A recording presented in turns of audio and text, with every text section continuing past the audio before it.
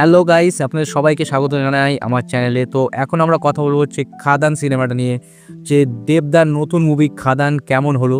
ঠিক আছে, সবাই কতটা ভালোবাসছে মুভিটাকে আর সবাই কতটা সাপোর্ট করছে সেটাই নিয়ে আজকে আমরা কথা বলবো, এবং মুভির কিছু ভালো দিক এবং খারাপ দিক আজকে আমরা নিয়ে আলোচনা করব। গাইস, প্রথমেই কথা বলি হচ্ছে শ্যাম এবং মোহন, এই দুটো হচ্ছে মেন ক্যারেক্টার, যারা হচ্ছে দুই বন্ধু। এবং এই যে খাদান বলা হয়েছে, যে খাদান আমরা মেন যে টাইটেল খাদান, ঠিক আছে, তো খাদানের আশেপাশে গল্পটা পুরো ঘোরে। ঠিক আছে, মেন হচ্ছে শ্যাম এবং মোহন, এই দুজন বন্ধু খাদানকে কীভাবে দখল করে, সেখানে কিভাবে নিজেদের রাজত্ব চালায় এবং পরবর্তীকালে কি হয় সেটা জানতে হলে আপনাকে অবশ্যই মুভিটা দেখতে হবে। ঠিক আছে, মুভিটার মধ্যে অনেক রকম ভালো দিক আছে এবং অনেক খারাপ দিক বেশি বলা যায় না, বেশিটা ভালো দিকই আছে। দেবদা অনেকদিন পর কামব্যাক করেছে একটা, মানে কি বলবো, দমদার মুভি নিয়ে। এবং এই প্রথমবার ভাই, আপনি মানে কি বলবো আপনাদেরকে, প্রথমবার আমি দেখলাম অনেক দিন পর যে এরকম উন্মাদনা বাংলা মুভির জন্য।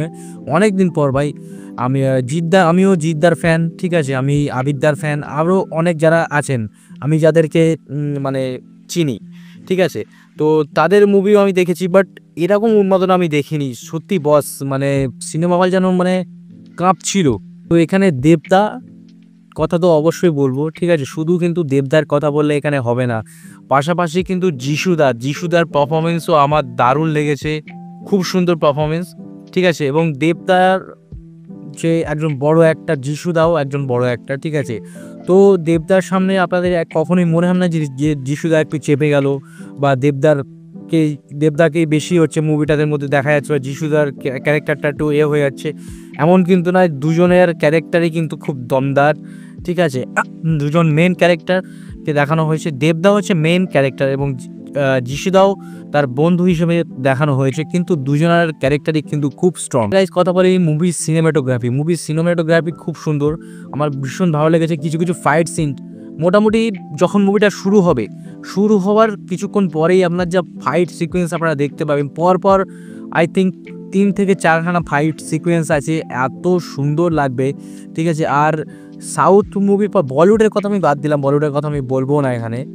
সাউথ মুভির মধ্যেও আমি এমন কিছু মানে করেছি, মানে এই বাজেটের মধ্যে যে অত সুন্দর মুভি বানানো হয় আমি ভাবতে পারিনি যে এত সুন্দর বানাবে। দারুণ, ওয়াটা মানে অসাম সিনেমাটোগ্রাফি। গাইস, একটা কথা বলতে চাইবো যে আমি কোনো প্রফেশনাল রিভিউয়ার নই, কিন্তু হ্যাঁ, দেবদার মুভি এতদিন পর দেখে আমার মধ্যে যে উত্তেজনা ছিল, ঠিক আছে, আমি ওইটাই আপনাদের সাথে শেয়ার করতে চাইছিলাম, তাই জন্য রিভিউটা আমি করলাম। তো এমন রিভিউরই যদি আপনারা চান, আমার রিভিউ চ্যানেল নয়, আমি রিয়াকশন করে থাকি, কিন্তু আপনারা যদি চান যে আমি রিভিউ করি, তাহলে অবশ্যই মুভির রিভিউ আমি করব। আমি প্রথমেই বলি যে আমি কোনো প্রফেশনাল নই, যেটা মনে হয়েছে আমি সেটাই আপনাদের সাথে শেয়ার করলাম, ঠিক আছে। যদি ভিডিও ভালো লাগে তাহলে অবশ্যই ভিডিওতে একটা লাইক করবেন, এবং কমেন্টে জানাতে ভুলবেন না যে আপনারা কোনো মুভির ওপর রিভিউ চান বা কোনো সঙের ওপর রিয়াকশন চান। আমি অবশ্যই রিয়াকশন বা রিভিউ যে কোনো একটা করব, ঠিক আছে, তো অবশ্যই কমেন্ট করে জানাবেন। ওকে গাইস, চলুন আজকের মতো টাটা, পরের দিন দেখা হবে আবার কোনো নতুন একটা কোনো ভিডিওর সাথে। ততক্ষণের জন্য টিল দেন, বাই বাই। সবাই ভালো থাকবেন, আশেপাশে পরিষ্কার পরিচ্ছন্নতা অবশ্যই বজায় রাখবেন, নিজে ভালো থাকবেন, সবাইকে ভালো রাখবেন। ওকে, চলুন, গুড বাই।